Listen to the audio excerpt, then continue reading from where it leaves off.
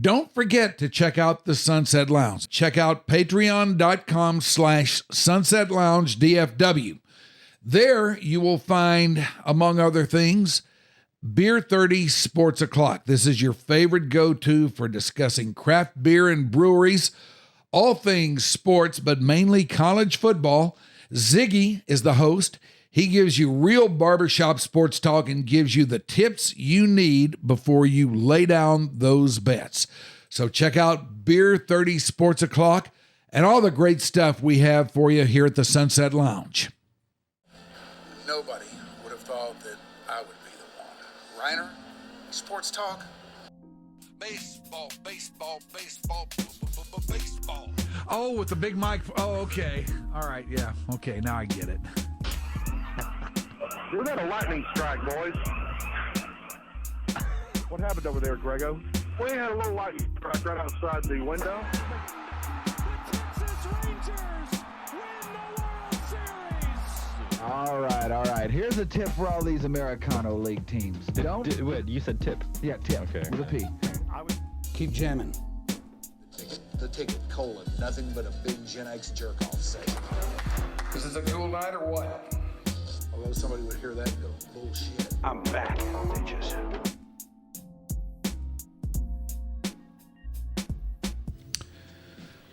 Hey, everybody. Welcome to another episode of Your Dark Companion.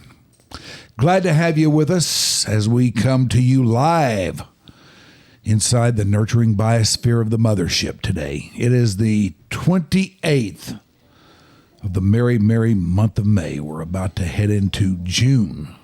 She'll change her tune, as you know. I would be Mike Rhyner, and we got the whole crew assembled in here today.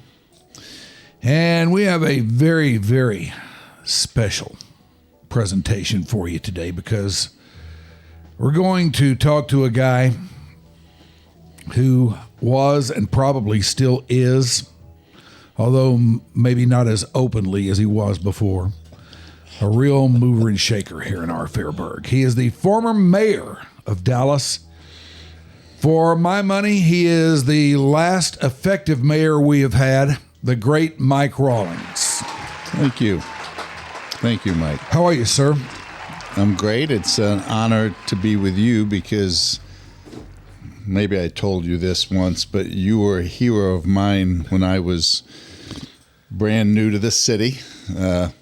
When you were at the zoo, okay? Wow. You were hot shit, and I was a little radio reporter at WFA Radio, okay, at Belo, and did that for about a year and a half. And boy, to be at the zoo, that was the big time, and to be Mike Rhyner, it was like that was tall cotton. So wait a minute. You're telling me that we may have crossed paths? We not only have crossed paths, we played in the same softball team.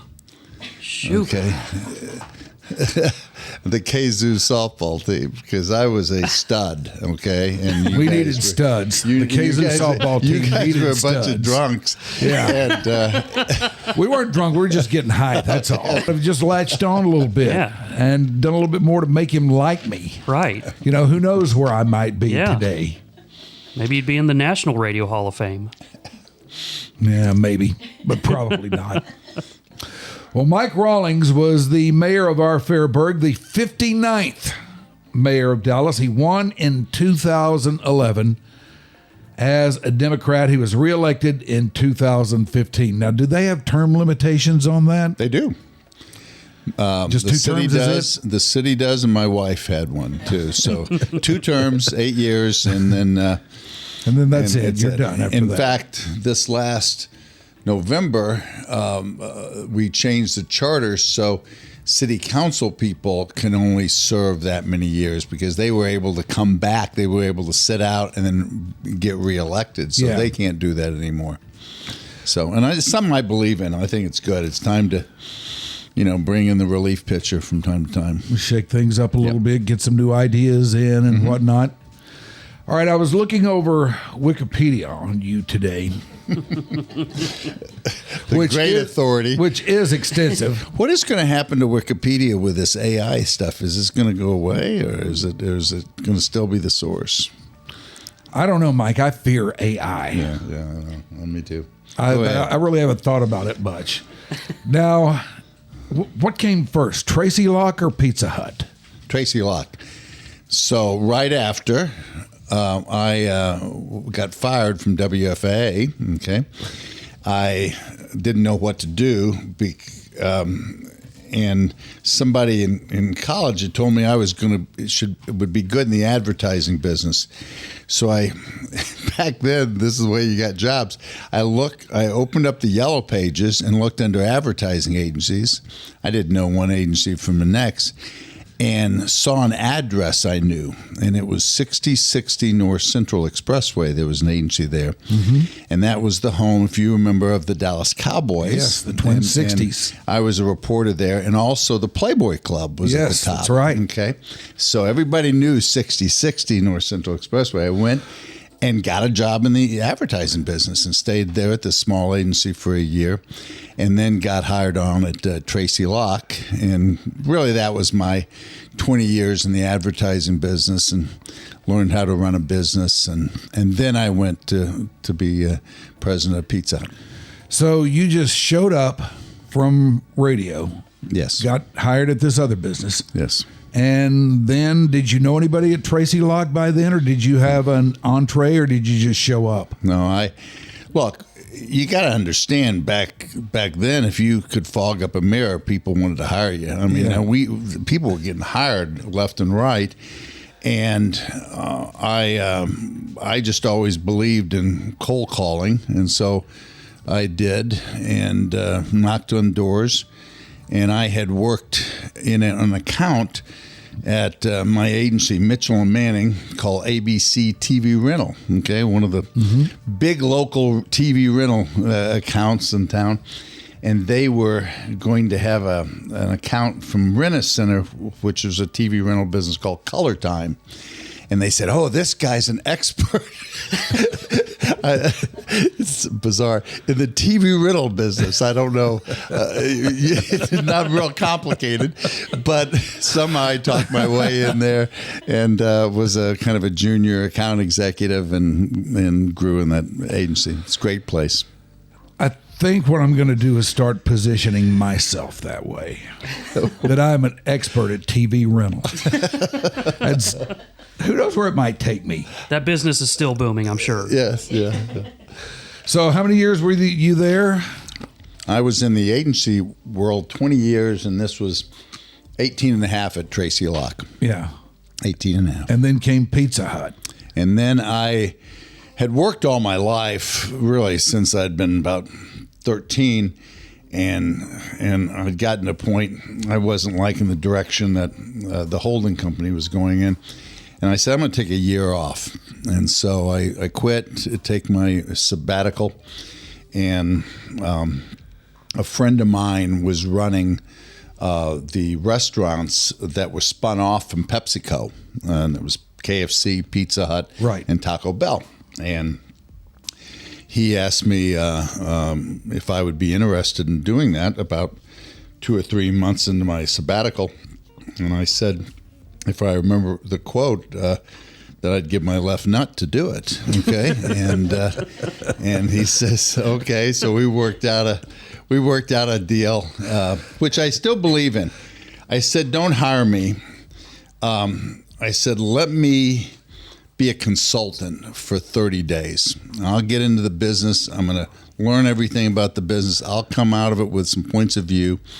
You'll know whether I'm the type of guy you think I am, and I will know whether I like the business. So I went making pizzas to understanding development, to understanding growth and marketing and the franchise situation, and I liked it. They liked me, and I went on full time. Do you remember the first time somebody said to you, you should be mayor? The first time. Mike, somebody put the idea. I hate to drive this interview, okay? But I got a story to tell you on Pizza Hut. I need to tell you, this is a hilarious story. All right. Okay. This is a trivia question that Donald Trump worked for me when I was at Pizza Hut. Honest to God, we launched a product called the Big New Yorker. It just hit me. I hadn't told anybody this for a long time. And the Big New Yorker, and we had three spokespeople, Spike Lee, Fran Drescher, and Donald Trump. And so That's a hell of a lineup. These were prototypical. Okay, so let's get back. I'm sorry about being mayor. When I left Pizza Hut, I was active in some civic stuff. And a couple of people would say every once in a while, you ought to do this, and you ought to think about this. And I backed off of that, and it kind of grew. Tom Leppard had run for office when I had left Pizza Hut. Laura Miller was mayor. I helped Laura out with some stuff, and then Tom Leppard, and the next one is when I ran. But you don't remember exactly when you started to take it seriously or anything like that, or did it yes, just kind of? I took it seriously when Leppard was out of office, and then more and more people suggested that I run for mayor. And my friend Tom Dunning was one of those, I don't know if you know Tom, okay? He ran for mayor against Laura Miller, okay? Great guy. I remember the name. Okay, great guy. And he pushed me to do it. In fact, I tell a story because Gunnar was with me, my son, driving Colorado, and Tom called me and said I should run for mayor. And I said, I really have gotten to the point where I'm enjoying life, and I don't want to. And I thought it was a good fodder for a conversation between the two of us, because I had tried to push him always to be about team and not about himself, okay? And I gave him a book on Marcus Aurelius and his meditations. And I said to Gunnar at this point, I said, what should I do? People are asking me this. And then I stopped and I said, oh, no, don't tell me what I should do. That's bad. Tell me the question I should ask myself. And that put him into really thinking about what was the question. And he looked at me after some deep thought and said, what would the virtuous man do? And at that point, I just said, whoa, I got to take this seriously, okay? Thought that was wild. So that's when it started to get a little bit more serious. Let's see. There were some things that happened in your term. It wasn't all one big day at Marineland or anything like that. I guess that holds true for anybody who holds that position. But there were some things that came up, and I want to talk to you about some of them. First of all, the Ebola outbreak came along, and you had to guide the city through that. Now, I don't remember there ever being a big outbreak of a disease or anything like that. And since then, we had the pandemic and everything, but this was the first thing of that type that I'd ever heard of. Yeah, me too. And it was, I remember the day that my chief of staff came in and said there was a first case of an Ebola patient at Presbyterian Hospital. And it scared me because I actually knew what Ebola was. I had read this book called The Hot Zone. And if you've never read this Hot Zone, it is a frightful book. I mean, it shows how quick this disease transfers and how deadly it is. So it was like the beginning of a horror film for me, okay? And as we got through that and all the issues that were around it were very, very scary, and we had to determine who was in charge of what and how we were going to approach it. And we got through it with only one death, patient 0, and That's terrible. I should know his name. But he was the first patient. And then we had 2 other nurses that came down with it that eventually came out of it because of the new treatment that they had created. And it was fascinating to realize what was happening in that hospital room, because they had no place to put dirty linens.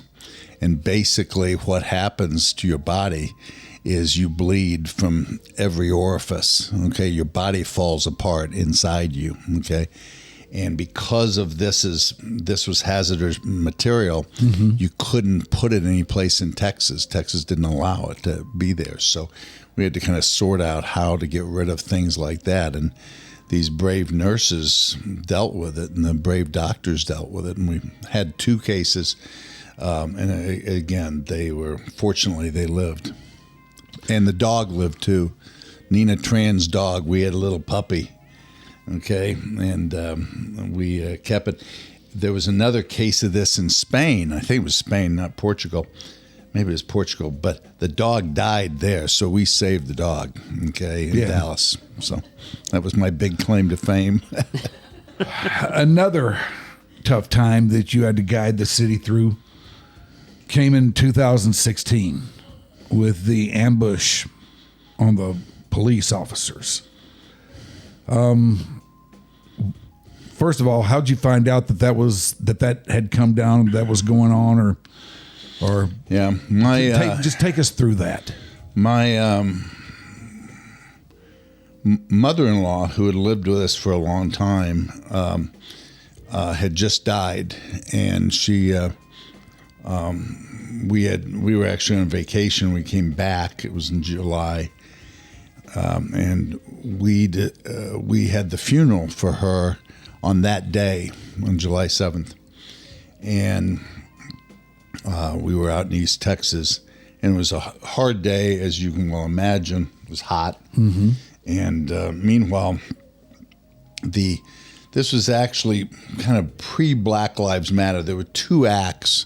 If you remember that in history, there were several instances of police brutality that got a lot of people up in arms before the George Floyd one, and that was this case. And so there were marches all over the city, and I was aware that the marches were happening, but I was tired, and I got home and I got in my chair and got me a tuna fish sandwich and turned on the Rangers game. Yeah. Okay. Boy, you're talking to me there, because the chair, the tuna fish sandwich, and the Ranger game. Man, you give me that, and I'm a happy fellow. That I said, let me just put all this behind me. Let's get it done. And my wife came in and saying, my assistant needed me immediately, and I called her, and she says, you're not watching TV, turn on, there's been shootings and the protests. So I did. I called the chief immediately, and he told me the bad news, and so we just jumped into action and got down to City Hall as quick as we could, and that was a long, long night. We got to bed about 6 o'clock that next morning. So. Oh, but that was a long night and some long days after that. Yeah, too. Definitely. There were a lot of inspiring things that happened in that period of time, and just a lot of painful things. I was very proud of Dallas, how it came together, because what I feared, okay, being in that a central role in that, was that the racial tensions that I believe are in this country and that live in Dallas as well, that this was a trigger point that was going to lead to other things. I mean, this was a black protest, white officers, one Latino, a black individual veteran from Mesquite coming in, ambushing the police, knew his stuff cold, it was like, why wouldn't you, if you had a point of view on either one of these things and on the side, kind of want to dial it up? And so every step you take, I think, in leadership, and it's so important. I learned so much about leadership. It must be intentional and must be thoughtful about the next steps. Yeah. Because you can trip and you can create havoc very easily. And so I think the city came together, the police department never turned the other cheek, but they were not sucked into hatred the way they could have been sucked into it. And the citizens, the ministers of our churches in southern Dallas came together in a peaceful and bridge building manner, and then we were able to have our national leaders. We had President Obama and President Bush be there. Biden was there. I look back on the picture. There was everybody. It was kind of everybody that was been a politician or a leader in this country was sitting there.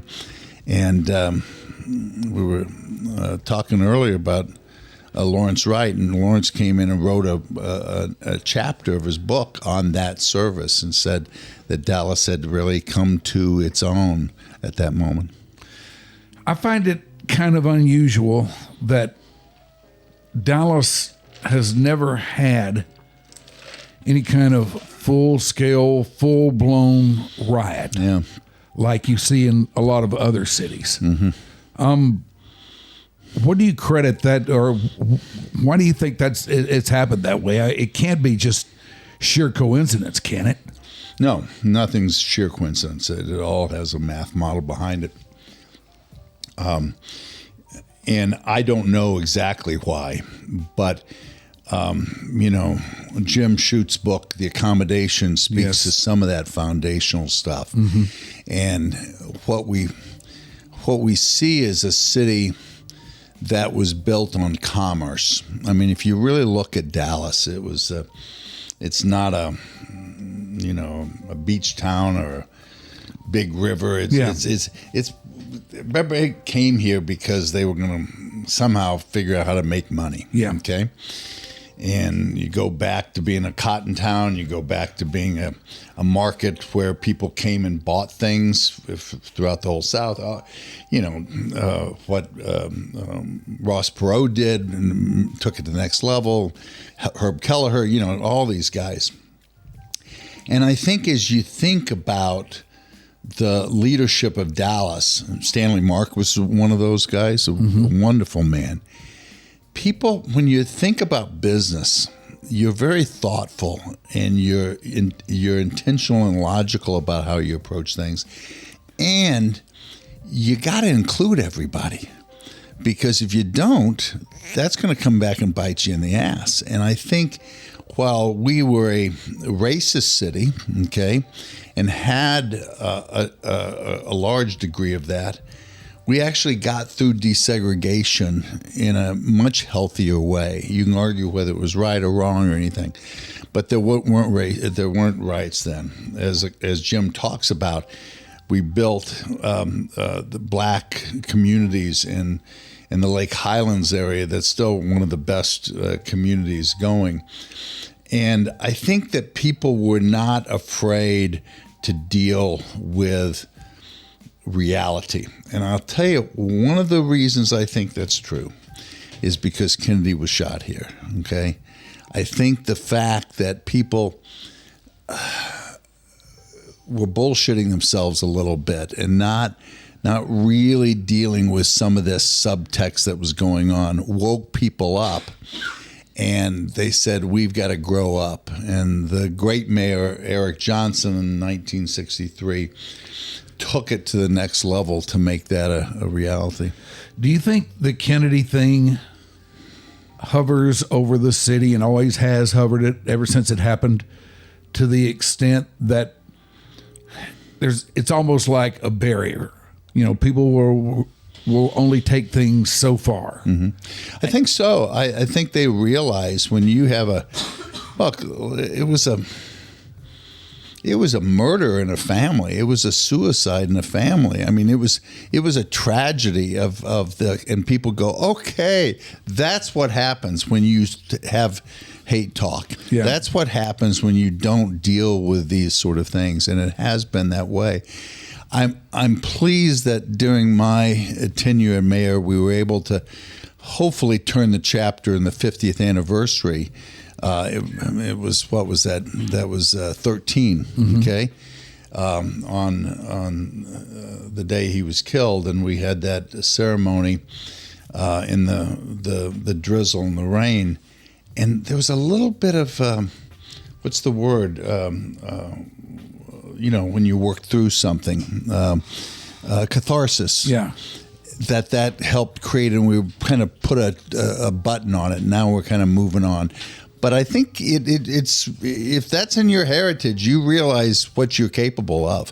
And I'm not saying the city killed Kennedy, but it happened in our backyard. And when something happens in your backyard, there's a degree of accountability for that. Yeah, it just seems like it's always made everybody who was here then, or who had people who were here then, or has been there since. It's a ghost. Yeah. I mean, I was talking about my mother-in-law. She was hanging out the window at the First National Bank building, watching them. And anybody that's got a parent or has been old enough has a personal story about being where they were at that moment. Friends of mine, Pierce Allman, Alibeth's husband, okay, was the reporter that was running in the school book depository to make a phone call to report this, ran into Lee Harvey, and he tells that story. So the mythology then starts to build. I think I just went, ironically, just last week, the 6th floor museum, and I think that is a very healthy thing to let the mythology live, but let the facts bear truth to witness as well. Another thing that happened on your watch was, for years and years, even when I was a little kid, whenever I would go to the doctor, my doctor's office was right across from Lee Park.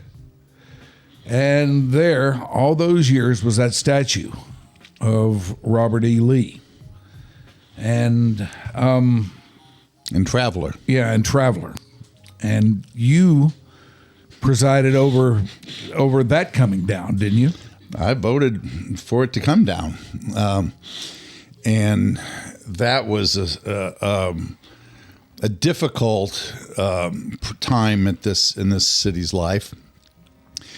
First of all, I think you've got to realize the past is never in the past, as Proust says. I mean, it lives with you always, and when you have a statue right there, it really does live with you, okay? And it's a beautiful statue. It was a beautiful statue. It was. It is. We've seen it in Lajitas. It was moved to Lajitas at the golf course down there.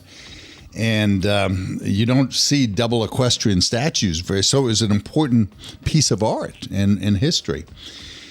It became a totem, though, for things that were bad. Yeah. And this was a time that our country and our city had to work through some stuff that they hadn't kind of worked through. And remember, this came on the tail end of Charlottesville, and what happened in those riots in Charlottesville with the white supremacists and the torches. And I will tell you, as mayor, first of all, your first job is public safety. I was scared for the city that they were coming to have a seance around that Robert E. Lee statue, okay? Second is you had to kind of look at the history and why it was there, okay? And it was FDR, brought it down to kind of placate the South. And so it wasn't something the South had built. It was kind of a gift there. And then you had to talk to people. It was fascinating because older African Americans really didn't give a shit about it, to be honest with you, because they had lived with it a long time. Yeah. Okay. They didn't like it, but it was like that statue across at Lee Park, Okay. But the younger generation really got energized about this. And I just felt that this city was going to be better without it than with it. And that's why I voted for that. Now, getting it out of there was much more difficult. It was almost a jinx sort of thing because we had difficulty getting it out. The contractors that were supposed to move it had a tough time. We had a wreck at one point, and a driver was killed doing it. And so it was a series of about 2 weeks that this thing wouldn't leave. So it was a crazy, crazy time. And there were a lot of people that were very mad at me that I took that point of view. And I honor their belief that it's historical and it shouldn't have been there. But I just felt that this time it was something. It was an old hat that we wore at college that needed to be put away.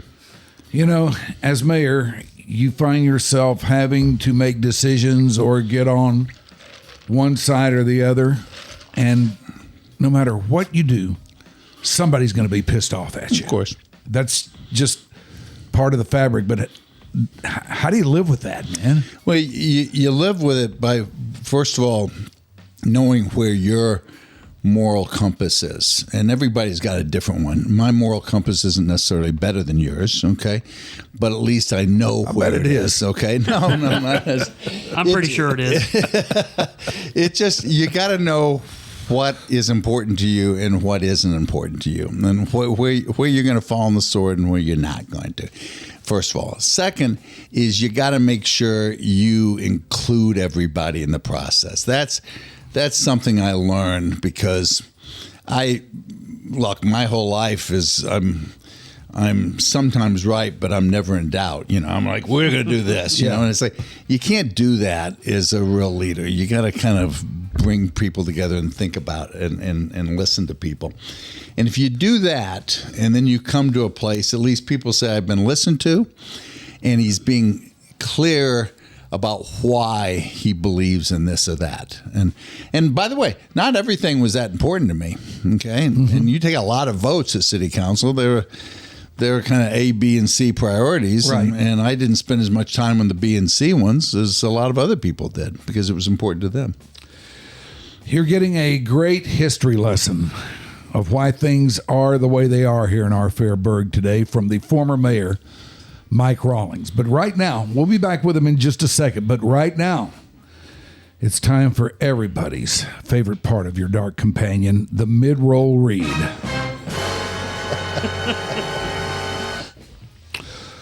What if I told you that you could free yourself of pain and anxiety and sleepless nights? And what if you could do it naturally? Well, the CBD House of Healing is there for you, man. They are a women-owned CBD boutique, and they can help. They would like to help. They carry only products from their lab made to meet the highest quality and purity standards. Their owner, who is also an RN, emphasizes building trusted relationships through education. They give you the knowledge to care for yourself. That's their ultimate goal. That's what they're all about. Find your relief from the aches and pains and the emotional stress and drain of this world and sleep again at cbddallas.com, 8550 Plano Road, Suite 101. That's right in the northeast quadrant of Plano Road and Northwest Highway. Begin your healing at the House of Healing in Dallas. Oh, there's one more? Hell yeah, there is. Okay, all right. This Thursday, the 29th of May at the Longhorn Ballroom, join us on the purple carpet for Eric Nadell's birthday benefit, presented by Haynes Boone's, benefiting the Grant Halliburton Foundation. Shiny Ribs and the Secret Sisters are performing. Doors open at 6:30. The show at 7:30. Tickets are available at www.granthalliburton.org/Eric Nadell, where you can also check out the silent auction. That's open right now, in fact. So we'll see you all out there this Thursday at Eric Nadell's big birthday party. I always used to love it when listening to Ranger baseball when Eric was having his birthday, because Mark Holtz would come on, the late great Mark Holtz, and do the setup for the ball game that night. And right before they went to break, and he said, and on top of all this, it's Eric's birthday. It was like a big festive thing at a baseball game. That was really cool. Mark Holtz was great. Eric is an important institution in our city. Oh, he's a civic treasure. I'll tell you, come back to the story about you and me. When I was at WFA, this guy came in. We had a sports talk show. And he came in to promote the Blackhawks, okay? The Dallas Blackhawks. And it's like, who is this guy who's young? You know, Yeah. It was like, and he's, I do the play-by-play for the Blackhawks. I'm also the promo guy for it. And it's like, wow, where does this life take you? And then it takes him to what he's done. It's wonderful. Well, he gets there because he's great. Yeah. Let's see. I got a couple of other things I want to get into here. But let's talk about you and what happened to... I thought we had been talking about me. Well, we are, but we're talking about... We were very serious. We're talking about what you did. Let's talk about you. What did you do after being mayor was over? Did you go back into business, or what happened next? Well, fortunately, immediately what happened is I took a big road trip with my wife, okay? I kind of like road trips, and I bought a new car, and we went to the furthest part of Michigan, okay? So we kind of went through Kansas and Missouri and Illinois, and we saw all the presidential libraries and saw relatives on the way, and kind of got recentered on that, got away from things. But from a business standpoint, while I was mayor, I was still a partner in a private equity group, we invest in kind of small to mid-cap businesses that are in the area and other places as well, in the food business. And I've gone back to that. I'm the, as you can tell, the old man in the group, and help with operations and strategy and people. And I know what that's like. And so, I've been doing that and trying to help on civic things from time to time. Is this like a day-to-day thing for you, or what, the work part? Yeah. Yeah. I've got an office, and I go there, and I had 2 meetings this morning, and I've got to finish writing something this afternoon. So, yes, I've got actual tasks. And Do you have an office in one place, or does it move around? My understanding from Becca is she's met you at a few different offices back when you were mayor, apparently. I bounced around a little bit, Yeah. but I'm in Old Parkland. Oh, nice. Yeah, we're there. So. would you say you were an acknowledged leader of men when you were in high school and college? Did people gravitate to you? I don't know. I'm a odd. Come on, don't be humble. Just say yes. I'll try to be honest. That I'm not a very friendly person. Okay, but I do. I try to put others first, and I've got an opinion. So I was. Shoot! You asked me. I was president. I was student council president. All right. I was in the answer to senior that in high question school. then is a yes. Yeah. Okay. I guess so. And Yeah. I was a football player and sports and athlete and stuff. So I did that. Yes. As you follow the goings on in the city now that all this is behind you, do you ever wish you were still in the game? I mean, are you an armchair quarterback or anything? No, I'm not. I'm the reason is I really don't like reflecting on the past. If I've got any desire, it's because you have dreams and you want those dreams to come to reality. And I get frustrated that we're not doing the things necessary for a better city, state, country, the like. I got very involved with an organization called No Labels during the presidential campaign because I'd been a Democrat my whole life.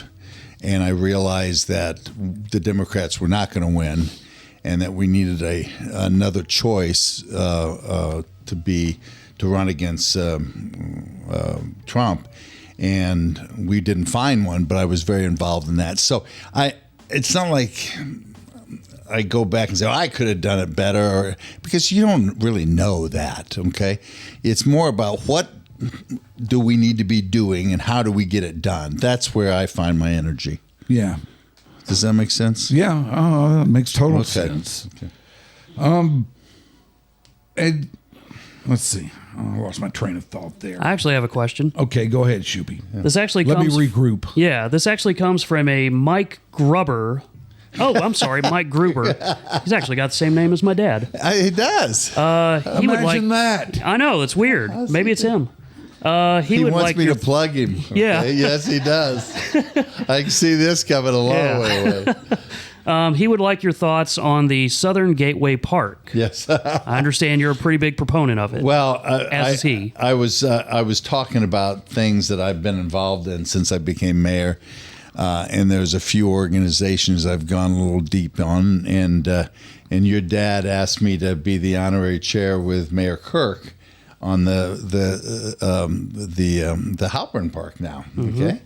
And it's remarkable. I mean, you go down. I took my new grandbaby down to Clyde Warren Park, and it was such a great day to be there and see everything that's happening. And it's just reshifted the whole city and real estate values. And that's what's going to happen in southern Dallas and North Oak Cliff and East Oak Cliff because of this, as this gets to be built.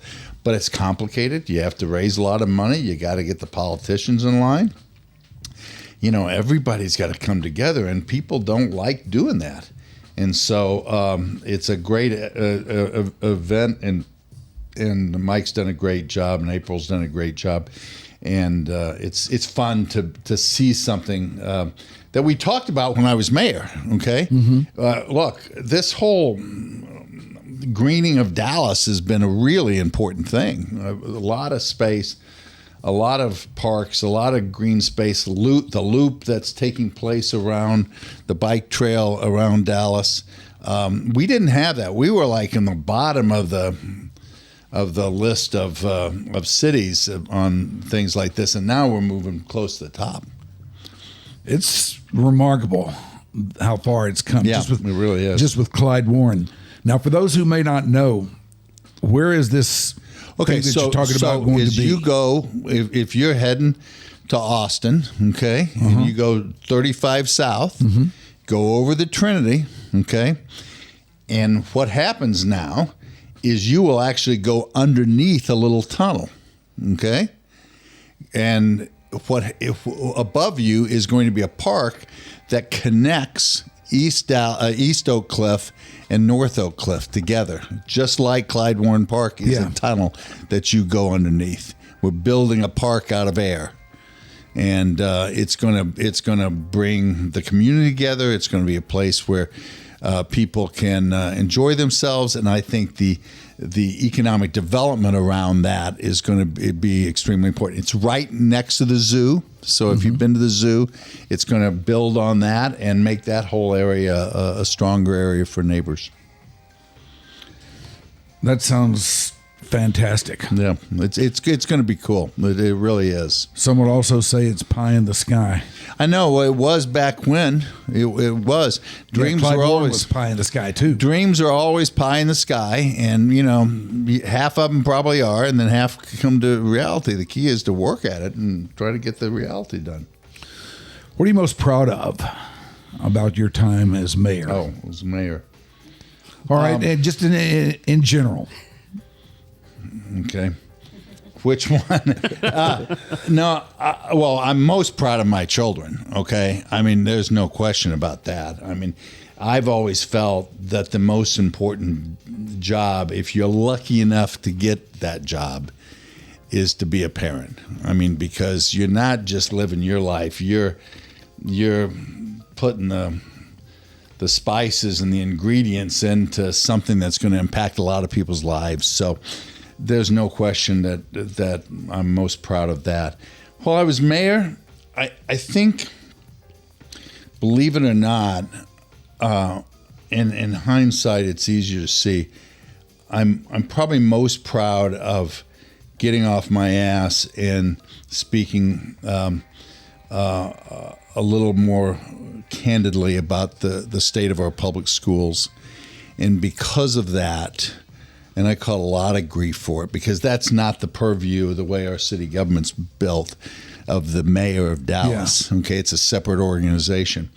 But because of that, the DISD is doing so much better. It's beating Houston, it's beating Austin, it's beating Fort Worth.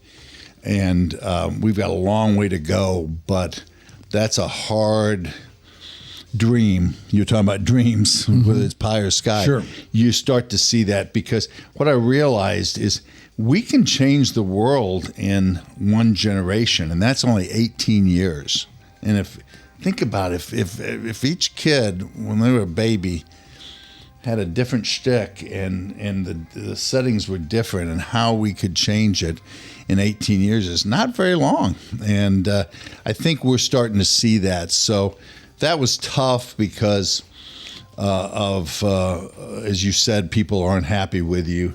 And I was kind of meddling in people's business. But I had to speak the truth, and people knew it. People knew that our schools weren't doing that well, and we needed to do better. That's one thing I always liked most about you, that you would speak up, and you would tell the truth, even if it was an uncomfortable truth. Yeah. And you don't want to hurt anybody's feelings, but you got to start there.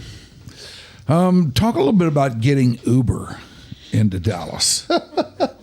Wow. Because I did not know exactly how this worked, or that you had anything to do with it until a little earlier today, in fact. Well, I don't know what story you heard, but I think they chose us and we didn't choose them, okay? But they came, and they were not going to be backed off, and it became a political issue, and it's always about money, follow the money, and you had the current system that was built on taxi cabs, okay, and then the new thing, this thing, you ordered a ride online, was coming in, and now it was sucking this business away. So we got in the middle of the city manager made some decisions, probably got out over his skis on some things before he needed to, and we had to kind of rein him back, kind of reset the whole game, and we had to decide how we were going to move from the taxicab world to the rideshare world. And I think we did it. We did it earlier than a lot of cities. Paris went through hell about this. New York City just about shot themselves over because there was so much politics. And in the process, I met the founder, the CEO, this Travis, Kalvanek, I think is his name. And he was a crazy man. I mean, these guys, these disruptors they take a whole nother side, aren't they? They are. They take a whole nother size of bus to school. I don't even know. It's a whole nother thing that I can't figure out. And he was bound and determined. So they were beaten, and everybody was mad at me on one side or the other. And I was saying, this is one of those that you get everybody included, and say the right thing will be. I didn't know what to do at that moment. I knew how to approach it, but in the history, kind of the marketplace really dictates how it's going to move on. Yeah, we had to deal with this at the airport. I mean, you got a lot of people. Their lives were built on taxi cabs. They took loans out, and they were picking people up at the airport. And now suddenly they're third-class citizens. So it was a challenge. What are you most proud of? You asked me this already. Oh, I did? We're gonna go to the hospital like we talked about? No. Yeah, let's go to the hospital. Are you proud of the Stars? Yeah, I love my Stars. I love my Stars. I was not proud of how we deal with the power play last night. That was not good. It was not good. It was we looked confused, and they are just so fast. Speed kills, as they used to say, and those skaters for Edmonton are so fast. We're good, but for some reason we're not as good as they are right now, and we've lost our belief in ourselves to move fast. We play hard, but we get shut down a little bit, and then all of a sudden we go into itself. Yeah, it doesn't feel like there's that edge there right now. Yeah, and they get that. I mean, that short side goal that Draisaitl made was like, holy smokes. I mean, it's just amazing what they can thread it. But we've done that in the past. We're just not doing it now. So it looks like we're headed for another Edmonton, Florida Stanley I'll tell you Cup what I'm Finals. worried about. Worried is the wrong word. A challenge that we're going to have to make sure we deal with in the city of Dallas is how we keep the Dallas Mavericks and how we keep the Dallas Stars. Okay. Okay, because All right, let's you dig and into I that a have little bit. been around, okay, when the Cowboys left, and I think we need to be a city that has those Mavericks and those Stars, and nobody wants to be a second-class citizen to anybody. Now, when the Cowboys left, though, that didn't seem like that big of a deal to me because of the time we're talking like back in the late 60s and very early 70s. And all of this hadn't quite... Well, everybody kind of thought Irving was kind of Dallas anyway. Yeah. I mean, Irving was a suburb that was not too far away from us. I was right sitting next to it. So now, though, Irving is a first-tier suburb, but now you have second, third, even fourth-tier suburbs out there. And it concerns me quite a bit that the Mavericks and or the Stars might wind up there. No question. And look, they're free agency. When Kurt Flood kind of did his free agency way back when, that's what all these teams are. And so we've got to compete. And we're going to have to spend money, but more importantly, we're going to have to spend political capital and effort to show the love. Okay, I still believe Jerry would have been in Dallas if we'd have shown them the right love. Yeah, okay, sure. And the financial stuff, everybody always worries about the financial stuff. Financial stuff works its way out. It's proven. These tier one sports teams make the money, pay the revenue bonds back, and get it done. It's more of a philosophy and a belief that major league sports are important to the wherewithal of the libraries in Lake Highlands, and they are. There's no doubt. But people don't kind of make that connection. So, but it's been proven over and over again in all these other places that have successfully kept their teams in the city, the benefit of this. And for whatever reason, I don't know, maybe it's just hyper-aggressive suburbs that we have. Of course, you've got mayors and city council people that are saying, what are we going to be known for? And God bless them. Arlington said, I know what we're going to be known for is major league sports stadiums, okay? And they built two baseball stadiums. Yeah, two baseball stadiums and a football stadium, and a big hotel. And they got the Medal of Honor Museum. And so this stuff happens. And Frisco's the same aggressive thing. So I'm not mad at them for being that way. It's like we just have to step up our game. Why can't we do that? It's hard. You have to believe it, and you have to make compromises, and you have to sell your soul to other politicians and all the dirty stuff that comes with politics, and you have to be hated, okay? Because some people are going to say that you're in the pockets of rich people. I mean, there's a lot of reasons why people don't go out and do what it needs to be done. It's hard, but that doesn't separate the fact that it's still the right thing to do. Yeah. You got to do it. It just is an irritant to me because I would love nothing more than to see all these teams here in the city. Yeah. And like you say, other places can do it. But by the way, let's just back up for a second and say it this way, okay? The health and the wellness of the city of Dallas, downtown Dallas, all parts of Dallas, the school district of Dallas, is important not only to the citizens of Dallas and not only to the people that the 1.3 million people that drive into Dallas every day and work, okay, from other places, but for the whole Metroplex. It really is. Yeah. And people know that. I had mayors, when I had this belief from other places say, you've got to build up Dallas. If Dallas falters, we're all going to fall, okay?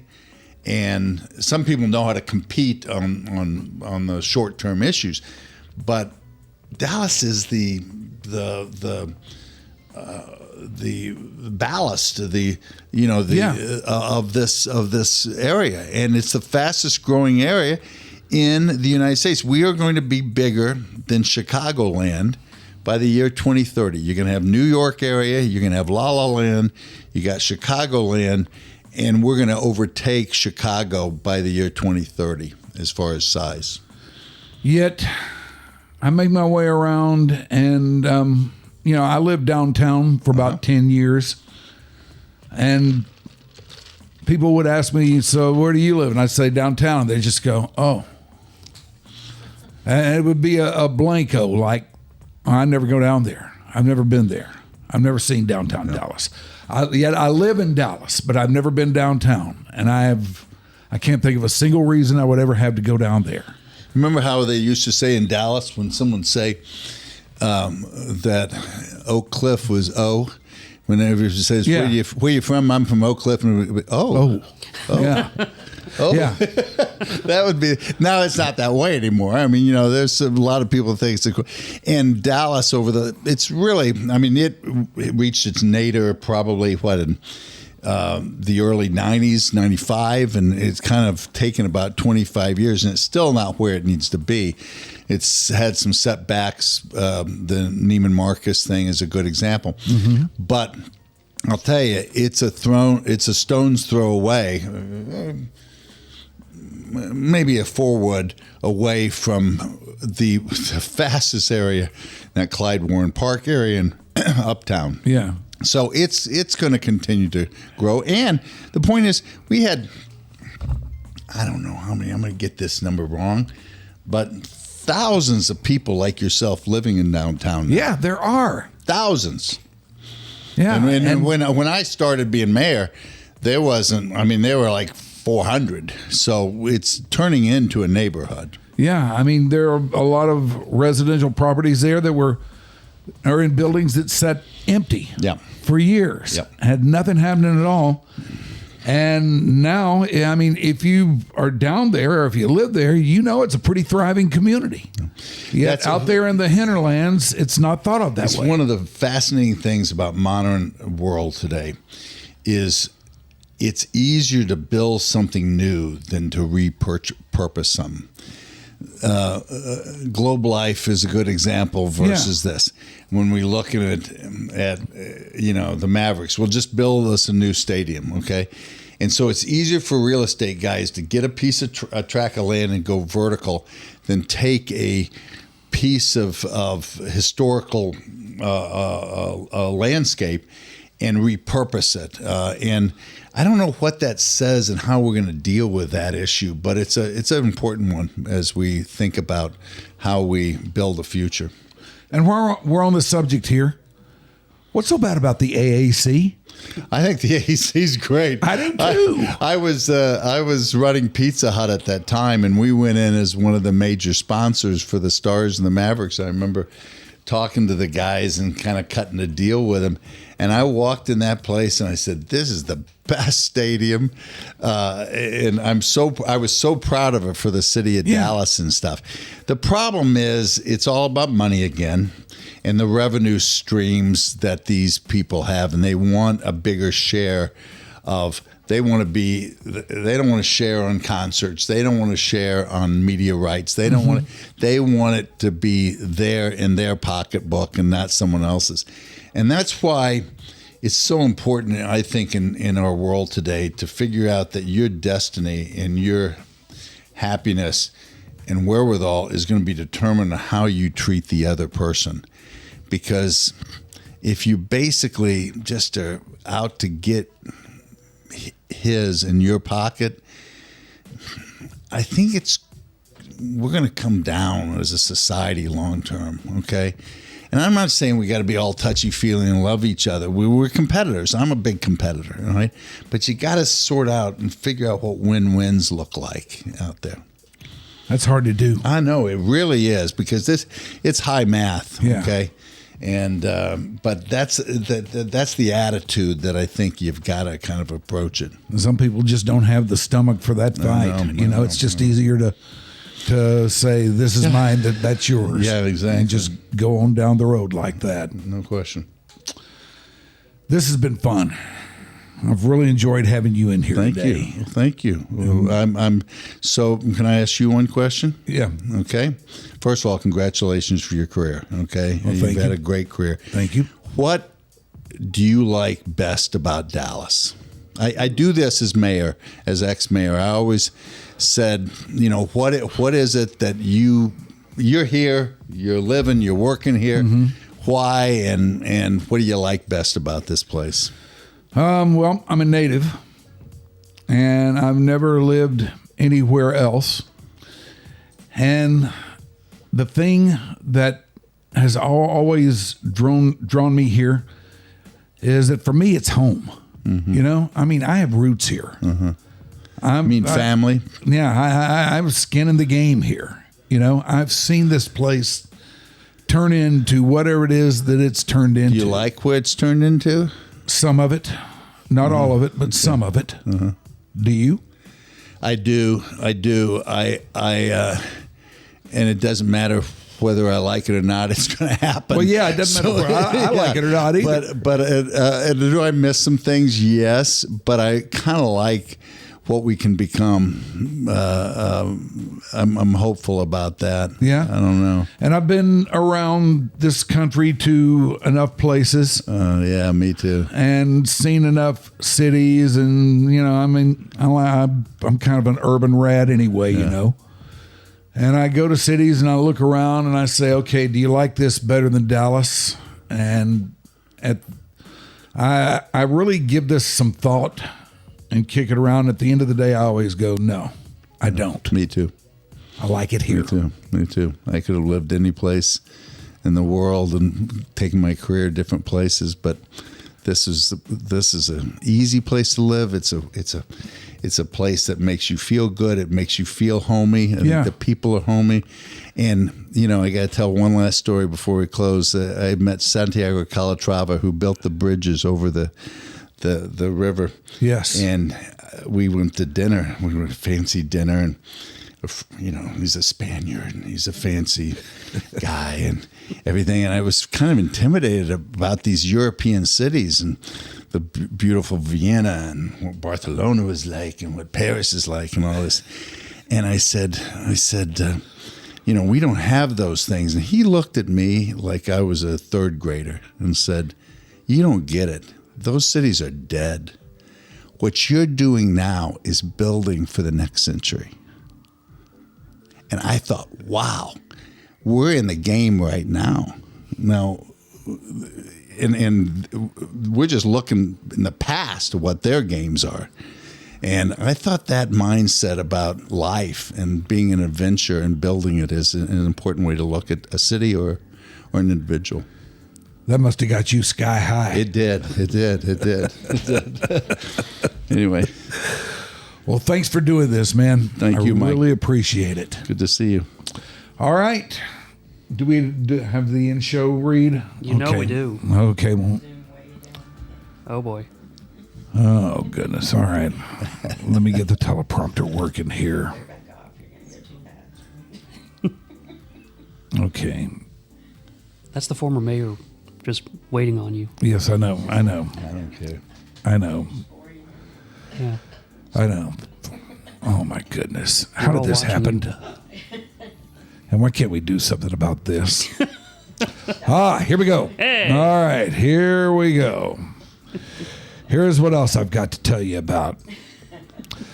Clyde Warren Park is hosting Cover to Cover. 2 stages, 8 bands with headliner Petty Theft. It's Saturday, the 31st of May. That is this Saturday. And it's going to rock out with all that great music, complimentary wine tastings, boho market, and casino-style gaming. Mikosina's Cash Bar and food trucks are going to keep you dancing. All of this for $35 or, and we all know that this is a go big or go home world, right? VIP tickets. Let's talk about those. This includes an open bar, Mikosina catering, and exclusive activities in the shaded comfort of the VIP area.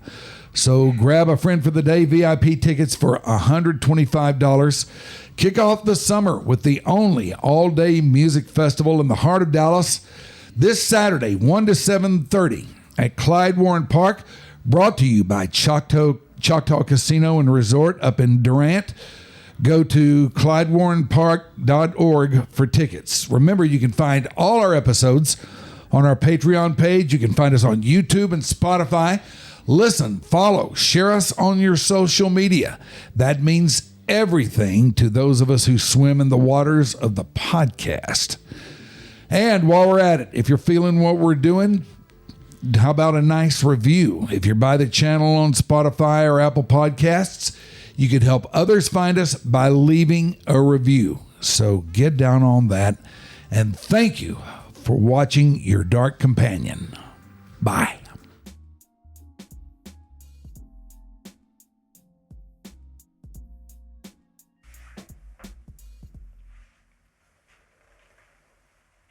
All right. I'm going to go take my pants off.